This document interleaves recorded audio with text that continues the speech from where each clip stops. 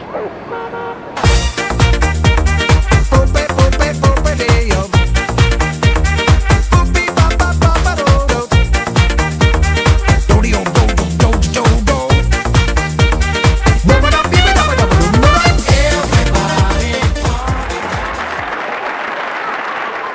evening and welcome to another edition of the Big Fantastic Show. As per usual, myself, Mr. Fantastic, and on the show, my colleague and dear friend, Big Mike himself.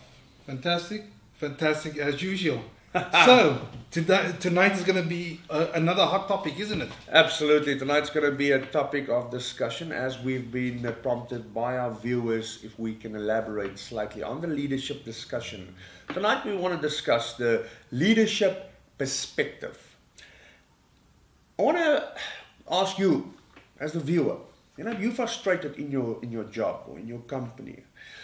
Do you feel disconnected or unaccommodated from a leadership perspective or from a management perspective, or even your direct line manager?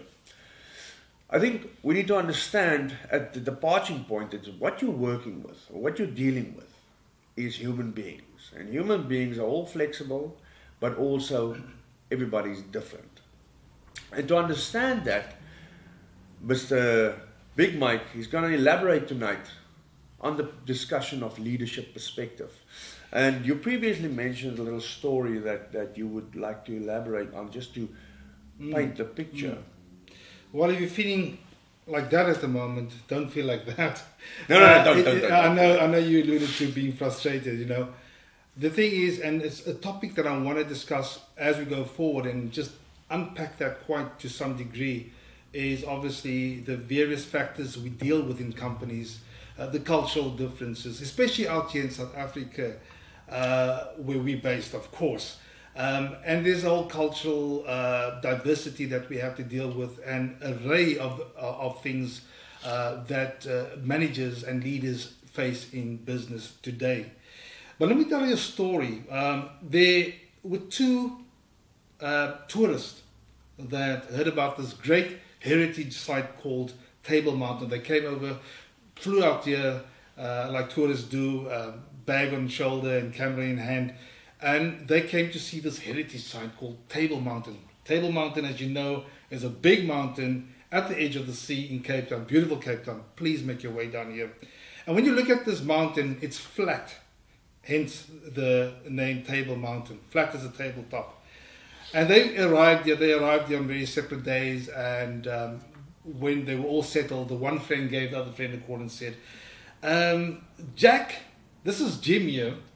Man, where is this thing called Table Mountain?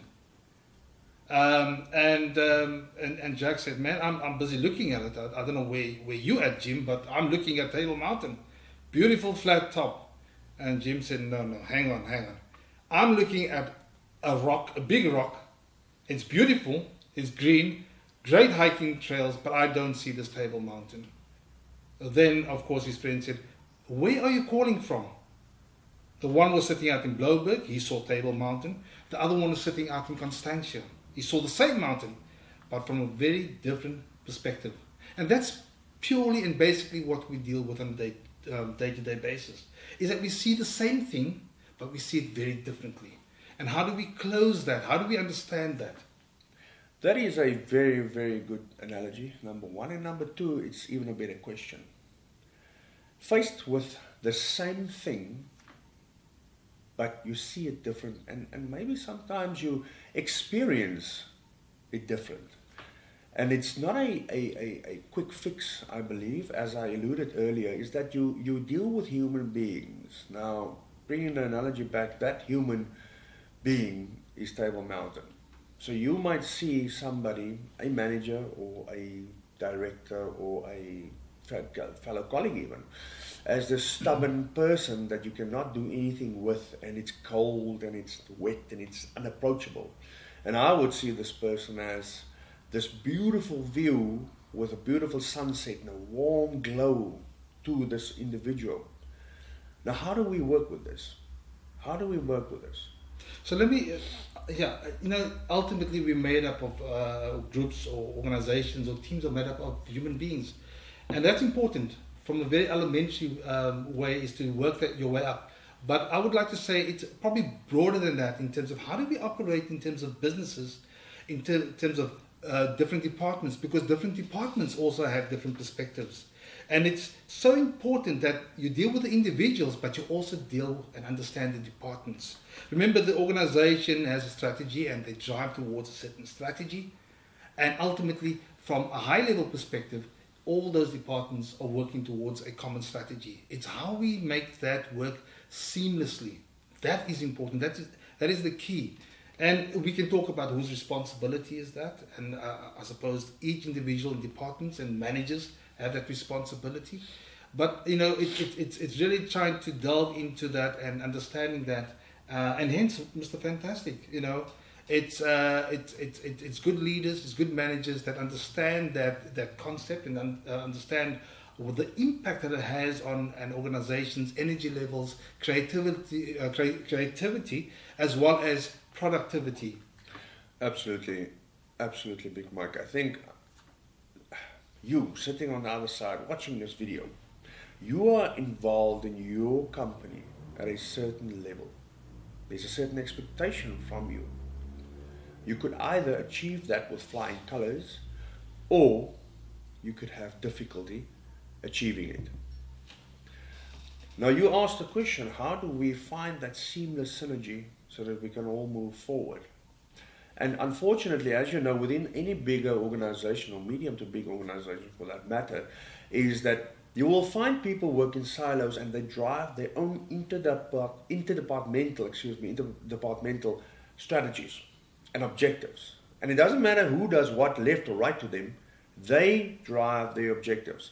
No disrespect, but if you look at a financial department, it's budgets, don't overspend, etc. If you look at sales and marketing, it's totally the opposite. Yeah.